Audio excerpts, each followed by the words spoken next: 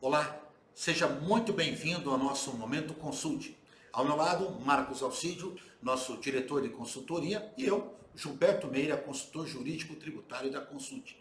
Hoje nós estamos aqui, né, Marcos, para trazer àqueles que nos acompanham um pouquinho da evolução decorrente da reforma tributária, né? Todos sabemos que o artigo 18 lá da emenda constitucional 132 previu 90 dias para que fosse apresentado um projeto de lei prevendo alterações aí na tributação sobre o lucro, sobre a renda e algumas modificações que até hoje nós ainda não temos.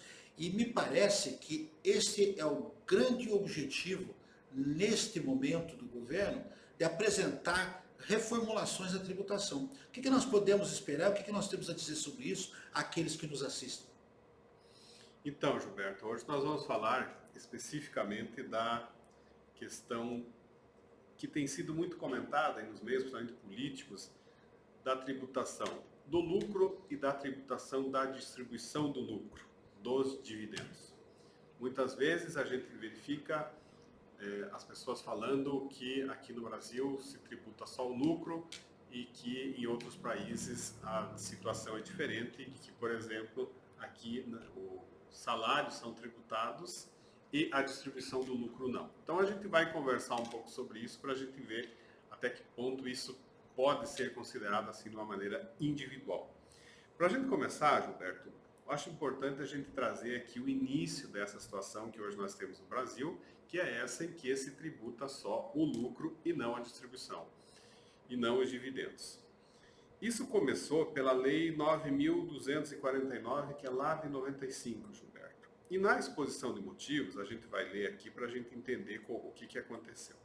Então, a exposição de motivos dizia assim: com relação à tributação dos lucros e dividendos, estabelece-se a completa integração entre a pessoa física e a pessoa jurídica, tributando-se esses rendimentos exclusivamente na empresa e isentando-se quando do recebimento pelos beneficiários.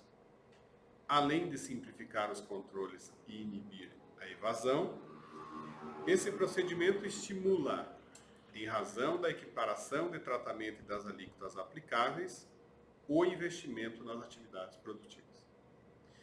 Então, esta era a exposição de motivos em que o governo brasileiro, na época, optou por, naquele momento em que existia uma tributação diferente, existia uma tributação sobre os dividendos e sobre o lucro, optou por tributar só no momento, só no lucro. E hoje está tributado na razão de 34%.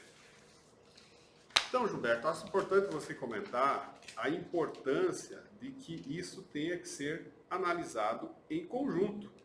Inclusive, esse 34% que veio aqui no Brasil, nas pesquisas que existem, este percentual ele está condizente com outros países da OCDE. Quando nós falamos em média, né, Marcos, é bom se lembrar que a média admite percentuais menores e percentuais muito maiores, né? Quem, por hábito, costuma acompanhar aí a tributação por volta do mundo, sabe que nós temos percentuais bem superiores a 34% em países da Escandinávia, né? Dinamarca, Suécia, e Noruega, por exemplo, mas são países onde há uma contrapartida, um retorno. Então, esse percentual de 34% tem muito a ver também com essa qualidade de retorno. Esta é uma média desejada, calculada pela OCDE, e como nós sabemos, o Brasil é candidato a ingressar na OCDE já há alguns anos, e ele tem que fazer sua tarefa de casa, tentar manter essa carga tributária em 34%, de tal forma que não haja um excesso de carga tributária ao contribuinte brasileiro, seja ele pessoa física, pessoa jurídica. E é evidentemente que vai haver uma modificação no cenário da tributação, como podemos acompanhar aí na emenda constitucional 132, retirando do setor produtivo e trazendo para o setor de serviços. Parece-nos que a ideia é exatamente essa, né? Tentar manter uma carga tributária que supra a necessidade do Estado. O que não quer dizer que alguns setores não serão sobrecarregados em detrimento de outros que serão beneficiados, não é isso? Isso mesmo, Gilberto. E E dentro disso, mais que isso até, né, Gilberto, a gente tem que considerar não só essa tributação, mas, como você falou, a tributação total, ou seja, o percentual de arrecadação do governo em relação ao PIB nacional. E dentro disso, Gilberto, acho importante a gente citar aqui aquela curva de Laffer, né? A conhecida curva de Laffer, Laffer, um economista americano, que construiu uma curva aí que fala um pouco dessa tributação. Você quer explicar um pouco? Primeiro, quando a gente fala em PIB, é bom que você tenha que a soma de toda a produção interna de serviços e bens que geram recursos, ou seja, é toda aquela riqueza que é produzida e, consequentemente, acaba resultando numa grandeza típica de percentual, não é isso? Independentemente da origem. E quando se fala em curva de Laffer, né, o Arthur Laffer, eu sempre lembro, Marcos, um estudo feito por dois economistas no ano de 2010, casados entre si, a Christina Homer e o David Homer, pesquisa essa que inclusive foi publicada numa revista científica prestigiada americana, né, no ano de 2010, e lembrando que a Christina, inclusive, ela era chefe de economia do governo Barack Obama. Então, para que não haja qualquer tipo de preconceito quanto à análise, a pesquisa foi muito bem conduzida e os especialistas, e originalmente se falava que o ápice da curva de Laffer se daria em torno de 70 pontos percentuais. Né? Ou seja, a curva de Laffer mostra que há um limite de crescimento da receita pública até o momento em que ela se torna extremamente onerosa e acaba por cair. E este estudo feito pelos dois economistas, professores da Universidade da Califórnia, mostrou que essa curva está muito abaixo dos originais 70% e estaria, para nosso espanto, na faixa dos 33%.